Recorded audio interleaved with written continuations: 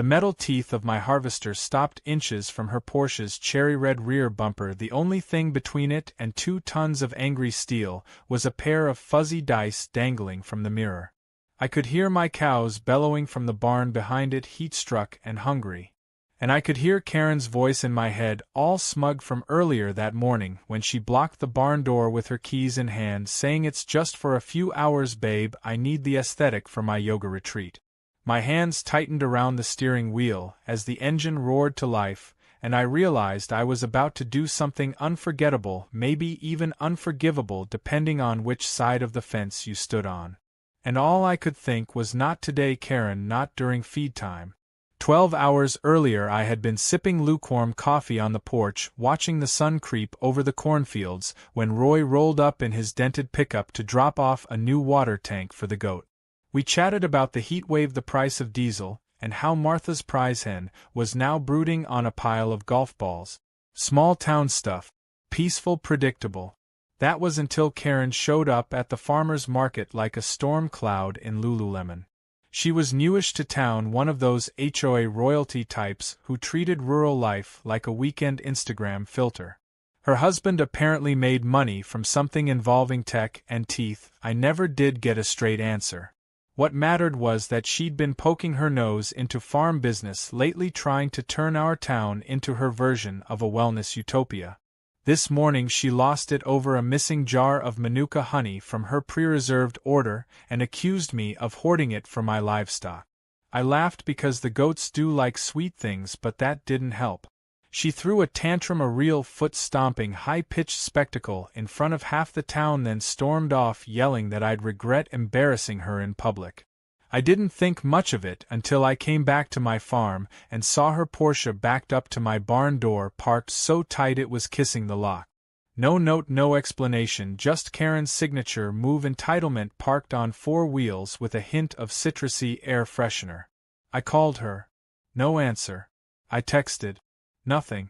I even walked down to the yoga camp she was hosting a few fields over, but got intercepted by one of her personal assistants who looked like he'd been trained in polite hostility. I paced, I fumed, and then I heard the cows. It was near noon by then, and the inside of the barn was cooking. I had fans installed, sure, but without the doors open to circulate air the temperature climbed fast. That's when it stopped being annoying and started being dangerous.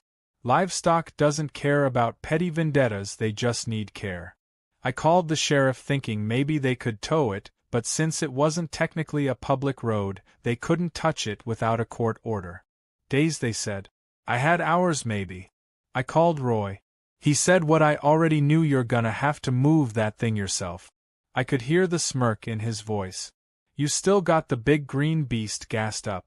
The big green beast. My harvester. My pride and joy. The one I only pulled out during peak season, or when things got biblical. It had blades the size of surfboards and an engine that could wake the dead. And it just so happened to be parked 30 feet away, purring with fuel and ready for glory. I didn't go rogue immediately. I tried common sense.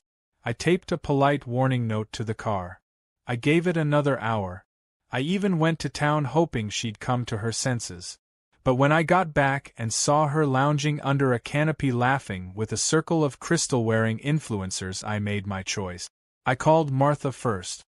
She used to be a lawyer before she traded it all in for goat cheese and solitude. "You're covered," she said after a quick read-through of local AG laws. Emergency livestock access on private land with equipment necessary for animal welfare. Take pictures. Film everything. Wear a nice hat. I liked that last part. So I rallied the town. Or at least Roy, Martha, and the intern who milks cows on weekends. They brought phones, lawn chairs, and sweet tea. I climbed into the harvester, adjusted the seat, turned the ignition, and rolled forward. Real slow. Real steady. It was like preparing for a mechanical ballet with a metal-crunching finale. The first touch was subtle. A slight nudge. The Porsche creaked like an aluminum can under a boot. The second was more assertive. The hood began to crumple, the mirror snapped off. I kept filming. Everyone was silent except Roy, who muttered "holy moly," and Martha, who whispered "this is better than cable." By the time the front end was mashed into modern art, I had enough space to open the barn doors wide, and the rush of fresh air into that heat box made the cows practically cheer. They didn't care about lawsuits or yoga or Porsches. They just wanted to breathe and eat and moo. I parked the harvester, stepped out, and looked at what I had done. It was both horrifying and magnificent, and entirely preventable. But Karen had chosen drama over decency. I was just the guy who answered. Later I'd find out the video had already hit social media thanks to the intern. The views were climbing, the hashtags were brutal, and the memes were merciless. Porsche pancake trended for 5 hours straight. Karen wouldn't know until morning what had happened, and I had no idea yet just how far she'd go to get revenge. But in that moment, with the barn open and the cows safe, I didn't feel petty. I felt practical. And maybe just a little vindicated. Because when someone parks a sports car between you and 20 lives depending on you, it's not just about convenience anymore. It's about doing what needs to be done, even if that means driving a harvester through a Porsche while the whole town watches. And this was only the beginning. The sun had barely risen when Karen returned to the scene of the crime, or at least what she considered to be one. Her Porsche, or what was left of it, sat like a crumpled soda can in front of the barn, the paint chipped and curled like burnt bacon, the windshield cracked like spiderwebs after a storm. I was already up feeding the goats when I heard the screech. Her designer flip-flops slapped against the dirt as she stormed toward the wreckage, her voice pitching louder with every step. She shrieked a wordless wail, a sound so intense it sent the ducks scrambling into the pond like there was a hawk in the sky. I stayed quiet. I knew what was coming. The pointing, the threats, the accusations of male aggression and rural barbarism. And right on cue, she turned, phone already out, camera facing her, tears perfectly timed. "This man destroyed my vehicle. Look what he did. He's dangerous. Someone tag my lawyer." The way she paced in front of the car, flinging her arm toward it like she was hosting an infomercial for pity, would have been funny if it wasn't so obnoxious. I leaned against the fence post, sipping coffee, letting her monologue for her audience. Eventually she noticed me, or maybe she just needed a villain for her video.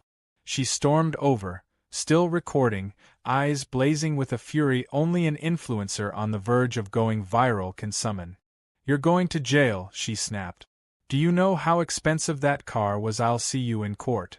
I finished my coffee and motioned toward the laminated paper stuck to the barn door. It was the law. Emergency livestock access. Cited. Highlighted. Sealed in plastic. Her lips moved as she scanned it, but I could tell none of it registered. The words bounced off her like rain on a duck's back. "That's not real law," she spat. "My husband's lawyer is going to eat you alive." I said nothing. I just walked back toward the barn as she shouted after me. Every insult rolled off. This wasn't about the Porsche anymore. It was about the principle. The cows had needed me. I'd acted. She'd blocked life-saving access for vanity, and the law was clear. But Karen didn't want logic. She wanted a stage. By mid-morning, the first of the news crews had shown up. Apparently, someone had sent the video of the incident to a local station, which then passed it along to a national affiliate. When I saw a van pull up with a satellite dish and a lady in heels trying to step over cow pies, I knew it had escalated. The reporter was professional, surprisingly polite. She asked for a comment. I kept it short. I opened the barn to keep animals alive. I filmed it because I knew she'd sue. The law's on my side. Then I went back to work. Karen, on the other hand, gave 3 separate interviews, each one more dramatic than the last. She clutched her yoga mat like a shield, wore a shirt that read "spiritual not stupid," and claimed PTSD from the sound of heavy machinery. She said she feared for her life, that the harvester had emotional energy that triggered her trauma. Meanwhile, the internet had already dubbed her Porsche pancake and layered auto-tuned remixes of her scream over dance beat. The town hadn't seen this much excitement since the mayor's llama escaped during Founders' Day. Martha and Roy stopped by around noon. Martha brought lemon bars and legal printouts. She had found 2 more clauses supporting my actions, including one that covered heat-related emergencies for livestock. Karen didn't stand a chance in court, but she was already trying the case in the court of public opinion. Roy chuckled as he scrolled through the latest memes. One showed the harvester wearing sunglasses with the caption "Don't block what you can't out-harvest." Another had Karen photoshopped into a NASCAR pit stop getting crushed by various farm equipment. It wasn't kind, but it was karma with a soundtrack. That afternoon, the sheriff showed up, not to arrest me, thankfully, but to document everything. He had a stack of papers from Karen's lawyer demanding a civil investigation. He looked tired. I gave him the footage, the time-stamped feed logs, the vet statement about animal risk, and the weather report showing heat indexes high enough to cook an egg on a shovel. He nodded and said, "Off the record between you and me, I'd have done the same thing." Karen, meanwhile, hadn't let up. She was now claiming that I had used the harvester as a weapon. She called it vehicular intimidation and said she was afraid to leave her luxury estate. Then she made the mistake of trying to use the HOA to push back harder. That's when things really got interesting. See, Karen didn't just live under any HOA. She practically ran it. Or thought she did. The estate was filled with semi-retired executives who liked peace and golf, not drama and court battles. She'd been lording over them for months, pushing for organic-only landscaping and banning American flags because they didn't match the color palette. Now those same board members were being dragged into the media spotlight because of her antics. One HOA officer called me privately and said, "Just so you know, we're not backing her. She's acting alone." But I could tell they were nervous. If she kept pushing, this wasn't just going to be a feud. It would turn into a PR disaster.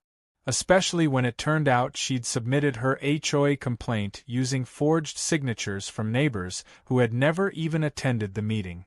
A clerk at the county building flagged it after seeing the video and recognizing the same pen stroke used for 5 different names. As the sun dipped low, casting golden light across the barn and the still-parked wreckage of what used to be a Porsche, I felt a strange peace settle over me. Not because it was over. It wasn't. But because something had shifted. Karen had assumed the rules didn't apply to her. That she could weaponize influence, luxury, and a good crying face. But she underestimated something more powerful than any engine. A community that sticks together. A town that remembers, and a farmer who knew how to push back without ever saying a word. That night, I saw one final post on social media that made me laugh out loud. It was Karen herself this time, clearly trying to regain control of the narrative.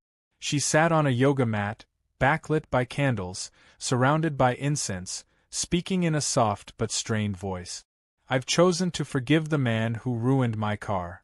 He clearly lives a hard life. I wish him healing and perspective." She signed off with namaste but forgot to mute the mic before whispering, "I hope his cows all get pink eye." The comments tore her apart. I shut my phone off and looked out at the barn. My animals were fed. The doors were clear. The harvester was parked and clean. And Karen's Porsche was still exactly where it needed to be. A very public reminder of what happens when you park arrogance in front of responsibility. And tomorrow wasn't promised to anyone, especially not to Porsches parked in the path of justice. The courtroom was small, wood-paneled, and smelled faintly of coffee and old files. It wasn't the kind of place that normally hosted high-drama legal battles. Usually, Judge Miller dealt with zoning disputes, farm boundary spats, and the occasional property tax tantrum.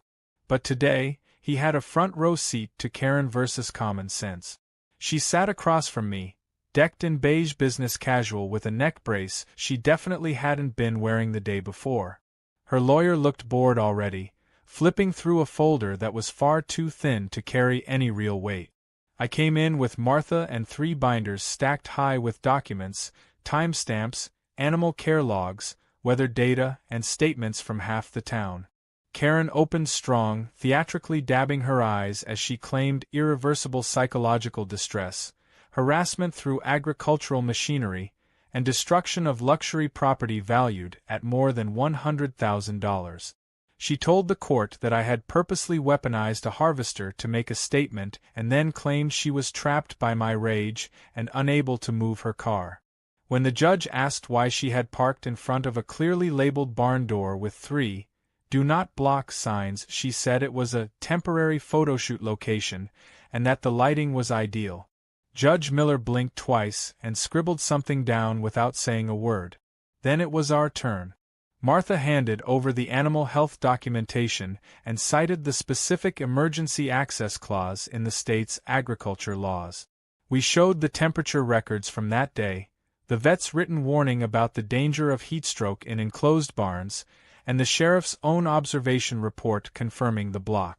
I even had footage from the moment I paused before touching the car, giving every possible chance for someone to intervene. The judge leaned forward when we played the security cam audio with the cows bawling in the background. The room was dead silent except for that echo of desperation from the animals. Karen's lawyer tried to interrupt, claiming emotional harm, but the judge held up a hand and asked one question. Did your client make any attempt to move the vehicle after being contacted multiple times? The silence was louder than any argument. The judge finally leaned back in his chair and said he'd take the matter under review, but noted that the evidence heavily leaned toward justifiable action during a documented emergency. Karen's face cracked for just a second. Her smug shield faltered as she realized her plan wasn't working. She wasn't just losing the case. She was losing control of the narrative. Outside the courtroom, the cameras were waiting. Karen tried to slither past them, but one reporter caught her with a microphone and asked what she thought about the meme, Porsche pancake. She hissed that this was a gross invasion of privacy and stormed toward her car. Well, her rental. The original was still in my barn driveway, now considered evidence for the insurance claim. I took no pleasure in seeing her rattled. But I did take satisfaction in the fact that, for once, the system hadn't buckled under someone with money and volume. Back home, things were calm for a few days. The animals were thriving, the news cycle was slowly shifting away from the viral drama, and I started to believe that maybe Karen would finally back off. But I underestimated how deep her claws went into the local HOA. One morning, I woke to find a letter shoved under my door. Not mailed. Just shoved. It was from the HOA board, citing new bylaws restricting the operation of heavy machinery within 600 feet of community boundaries. They'd redrawn their plat map overnight, extending the community edge right up to the border of my farm. I knew exactly what this was. Karen was using the HOA as a backdoor weapon.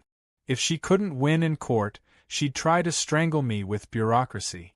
But what she didn't realize was that my grandfather had registered our property's right-of-way access with the county 50 years ago.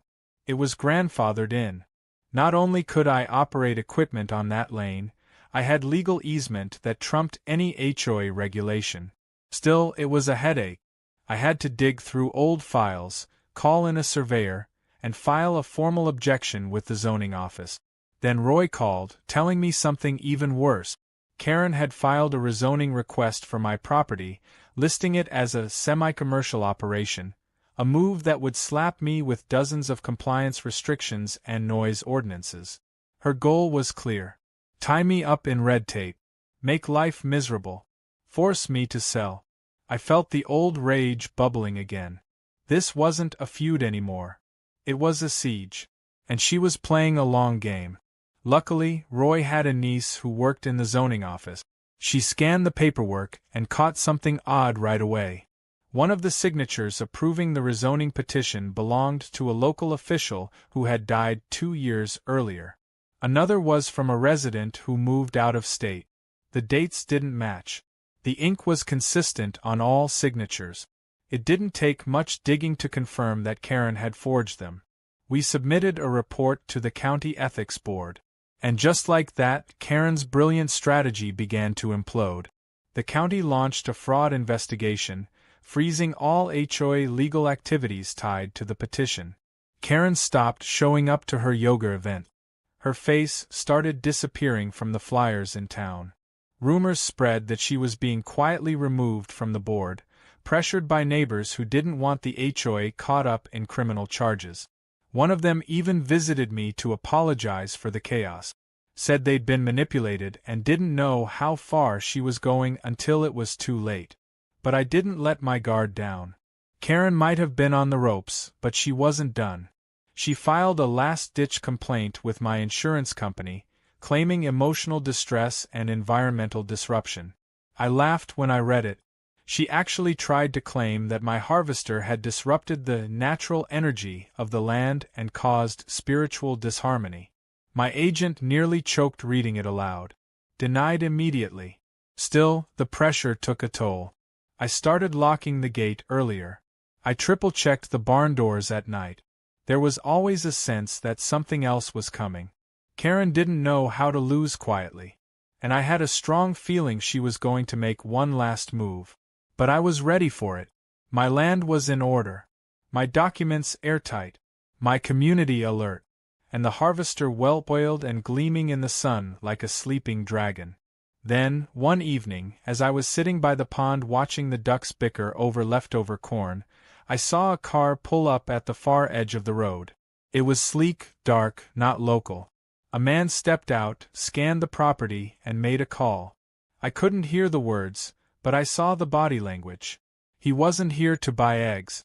I watched him get back in and drive off without a word.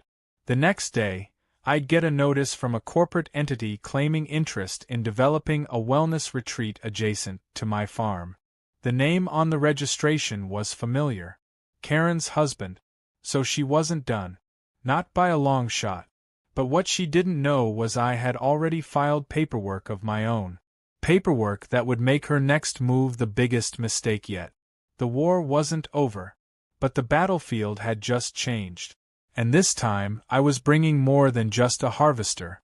I was bringing every legal tool she thought she owned and turning it back on her with the force of 1,000 cows fed on righteous fury. The letter arrived on a Tuesday afternoon, tucked inside a glossy folder stamped with gold lettering that screamed overcompensation. Sunwell Living, LLC, Transforming Wellness. Inside was a formal proposal outlining their vision to build a holistic retreat center on the plot of land bordering my south pasture. It promised nature therapy, chakra gardens, guided silence zones, and something called sound bathing. There were artists' renderings of yoga domes, mediation pavilions, and people walking barefoot across manicured gravel paths with unsettling serenity on their faces. But I wasn't fooled. This was Karen's doing. The name on the bottom line was Richard Palmer, her husband. She'd failed with her Porsche, failed with the court, failed with the HOA, and now she was trying to quietly suffocate my farm by surrounding it with her dream of an influencer paradise. At first glance, the plan looked legitimate. They had zoning petitions, architectural drafts, letters of endorsement, and scheduled hearings with the county board. But that was exactly what made it suspicious. No one had reached out to adjacent landowners. Not one notice had been posted publicly. And when I cross-referenced their zoning application with the local planning board system, I found a dozen irregularities. Missing dates, unsigned plats, and worst of all, surveys that were fabricated entirely. The land they claimed to border was off by several feet. And those several feet were mine. That's when I made my move. Weeks earlier, when Karen had started pushing her HOA harassment campaign, I'd taken a quiet trip to the county office and filed a provisional conservation easement on my southern boundary. It was a program that incentivized preserving agricultural land and allowed me to legally block any development that might disrupt natural farming patterns. The filing was pending back then, waiting for an inspection. But after the incident with the Porsche and Karen's legal stunts, the inspector came out fast. We walked the fields, reviewed the animal routes, and by the end of the day, he shook my hand and said, "I'll have this approved in 48 hours. Now, with that easement recorded, any construction within a 100-foot buffer zone was dead in the water. And that buffer zone?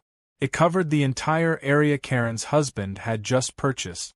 Still, I didn't stop there.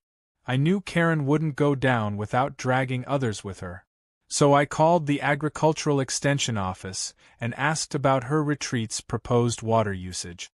According to her filings, she planned to dig 2 wells and redirect runoff from my adjacent field into their filtration pond.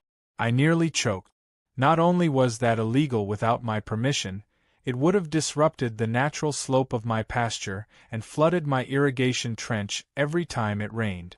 I gathered drone footage, drainage records, and even brought in a hydrologist who happened to be Roy's cousin. Within a week, we had a documented report showing the project would violate state-level water protection laws. I sent it directly to the county board and copied the local press. Within days, the story exploded online. "Yoga Retreat Threatens Family Farm's Water Supply" became the headline that buried Karen's hopes under a pile of angry reader comments. Animal rights advocates, rural voters, and even a local veterans group all started reposting the story, turning Karen's peaceful branding into a PR nightmare. She tried to spin it, issuing a press release about her commitment to the earth and mindfulness, but it backfired spectacularly when a video surfaced of her yelling at a chicken for pooping near her Range Rover. That clip played on late-night TV and pretty much ended her dream of being the face of enlightened living. Meanwhile, on my farm, life went on. The cows were happy, the eggs kept coming, and my mailbox was flooded with support letters from neighbors and people I hadn't spoken to in years. One woman dropped off a pie with a note that read, "For crushing Karens and crops alike." I didn't eat the pie, because I'm cautious, but I appreciated the gesture. The best part, though, came a week later, when I got a certified letter informing me that Sunwell Living had officially withdrawn its zoning application. There was no press release, no apology, no explanation. Just a silent retreat of its own. That night, I celebrated with Martha and Roy over grilled corn and root beer. We sat on the porch and watched the sunset drape the pasture in gold. For the first time in months, the air felt light again. But just as I was thinking it was over, Roy squinted into the distance and said, "You might want to see this."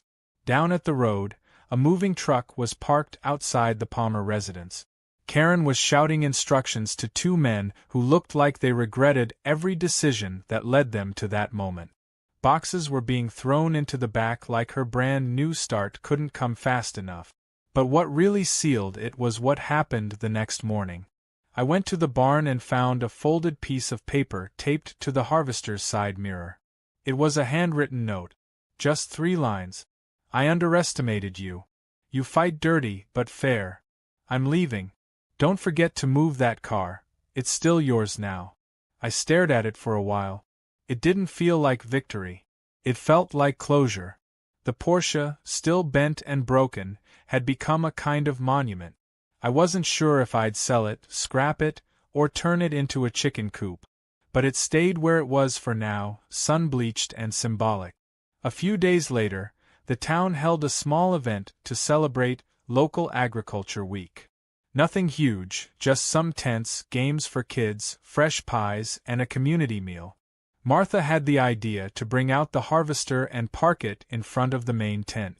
We decorated it with streamers, and someone printed a sign that said, "Emergency Response Vehicle," in big red letters. The crowd laughed, took photos, and for a few hours it became a local legend. Kids climbed into the driver's seat, pretending to run over invisible sports cars, and their parents swapped stories about the day Karen's ego got mulched. When I gave my short speech, I kept it simple. I thanked everyone who stood by me, praised the strength of rural communities, and ended with a line that stuck. Farming isn't just about crops and cows. It's about holding the line when people try to pave over what matters. As the sun dipped below the horizon, Roy handed me a cold drink and said, "Think she'll ever come back?" I looked out over the pasture, the barn lit up gently behind us, and shook my head. Maybe. But she won't come back the same. And this place? It'll never be hers again. We sat there for a long time, listening to the quiet hum of crickets, the occasional lowing of a satisfied cow, and the breeze rustling through the corn. The battle was over.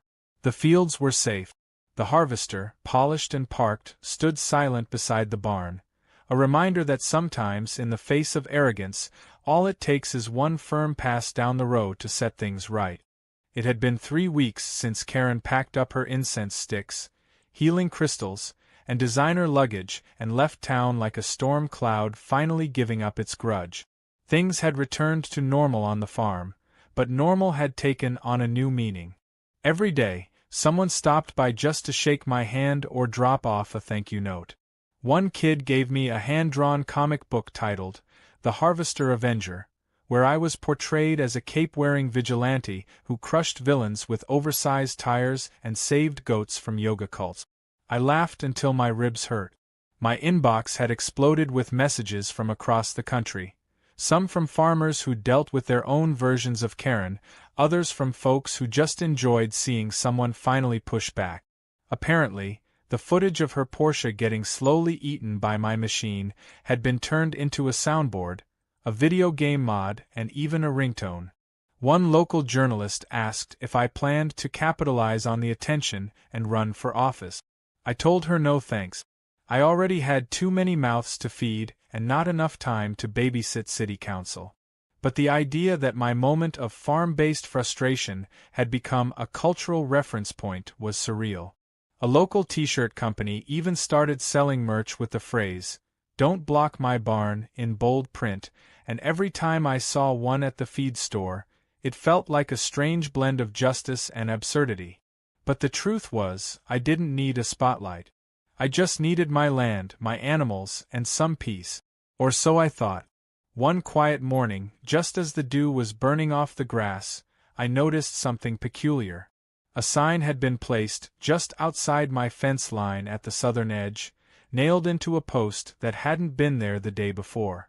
It was cheap, printed on foam board, and tilted slightly like whoever installed it did so in a rush. It read, "Private Meditation Access. Do not disturb." The logo in the corner was unfamiliar, but the style was eerily similar to the branding Karen used. I stepped over the fence line and followed the direction it pointed. Sure enough, down a narrow trail just inside the woods bordering my property, I found a canvas tent and a small wooden platform built around one of the oak. On it sat a man in flowing linen pants, holding a singing bowl and staring into space like he was waiting for enlightenment to be delivered via FedEx. I cleared my throat, and he opened one eye slowly, unbothered. I asked him what he was doing on my property. He calmly informed me that he was part of the new spiritual venture that had taken over after the retreat plans collapsed. He said he was told this was a shared boundary and that they had permission to set up serenity stations for the public. I asked who gave him that permission. He said, "Karen." I almost laughed. Almost. I told him to pack up and leave. He smiled and said he needed to align his energy first. I told him he had 10 minutes to align it into the back of his Prius, or I'd have Roy come down here with the cattle dog who didn't like strangers. That got him moving. But the larger issue was clear. Karen might have left physically, but her fingerprints were still smeared across the edges of my life. She had sold off part of her investment properties to shell companies and friends, and now these new age foot soldiers were showing up like spores on the wind. They were subtle, quiet, but invasive, like weeds you don't see until they've wrapped around your roots. I called the county again and filed a report on the trespassing. I reinforced the fence along that stretch and posted new signage. But what I did next was more permanent. I took that twisted Porsche, still sitting dented and dusty in front of the barn, and towed it out with the tractor. I rolled it straight to the southern boundary, parked it dead center between 2 trees, and had a local welder bolt it to a steel platform.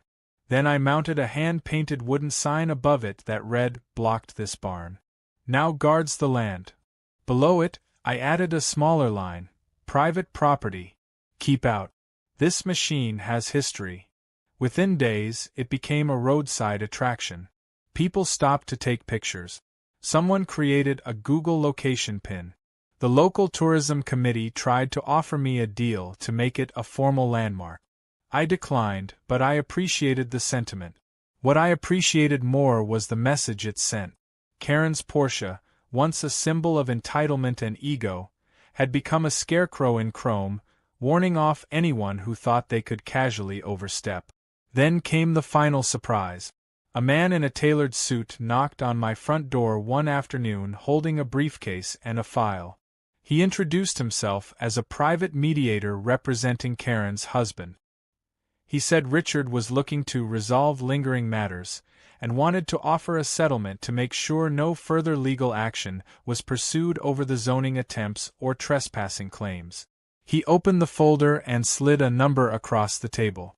It was high. Stupidly high. I looked at it and asked what they expected in return. He said only one thing, that I remove the Porsche monument and agree not to speak publicly about any ongoing dispute. Essentially, they wanted to buy silence. I smiled and said I'd think about it. I didn't need their money. What I needed was for people like them to understand they couldn't put a price tag on dignity, land, or principle. So I turned the offer down. Politely. Firmly. And then I wrote a short letter, mailed it back in the same folder, and added one sentence. Keep your check. I've already been paid in full, by a town that still remembers who fed it when the roads were blocked and the air was too hot to breathe. The following weekend, I stood at the edge of the farm and looked out over everything I'd protected. The fields were green, the animals content, the fences sturdy. The harvester sat parked near the barn, newly washed and decorated with a little red bow someone had anonymously tied to its railing. I never did find out who. Maybe it was just a thank you from the universe. As I turned to go back inside, I saw a family pulling up in an old minivan. They had a young boy in the back, wide-eyed and holding a toy tractor. They stepped out and asked if they could take a quick picture with the famous barn and the Porsche statue. I nodded, told them to go right ahead, and watched as the kid beamed like he'd just met a superhero. And in a way, maybe he had.